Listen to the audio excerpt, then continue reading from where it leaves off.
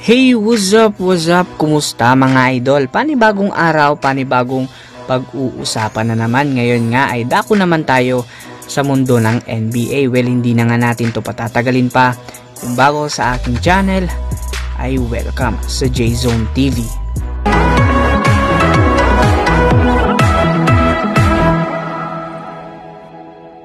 Ngayon nga ay pag-uusapan naman natin ang standing Los Angeles Lakers at ano nga ba ang nangyayari sa kanila. Ngayon nga ay nasa kalagitnaan na tayo ng regular season ng NBA. Mapapansin nga natin na sa huling 5 laro ng Los Angeles Lakers na team ni LeBron James ay isa lang ang naipanalo nila.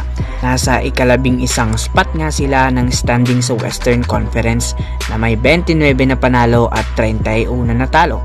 Kaya ngayon ang katanungan ng karamihan, ano nga ba ang nangyayari sa team ni LeBron James? Mga idol, meron na nga lamang natitirang 22 na laro para sa Los Angeles Lakers. Napaka-importante nga na maipanalo nila ang mga susunod na laro dahil alanganin nga ang kanilang standing sa ngayon.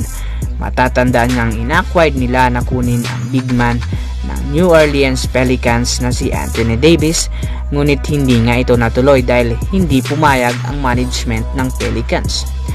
Kaya ngayon ay masasabi talaga nating nasa team crisis ang Los Angeles Lakers dahil sa pahirapan ngang makakuha ng panalo. Bukod nga sa issue na kulang pangaraw sa chemistry ang kupunan, ay kailangan ring mag-step up ng ilan sa mga players ng LA Lakers upang tulungan ang kanilang leader na si LeBron James. Kung sakaling ang magtuloy-tuloy ang pagkatalo nito ay worst, ay posibleng hindi sila makapasok ngayong taon sa NBA playoffs. Makapasok man ay hindi pa rin sapat ang kanilang ipinapakitang performance upang daigin ang defending champion na Golden State Warriors. So ayun mga idol, ang video natin ngayon. Tignan na lang nga natin ang paraan at diskarte ng Los Angeles Lakers kung ano nga ba ang gagawin nila sa mga susunod na laro. So yun, again mga idol, this is J-Zone TV. Maraming salamat sa panonood.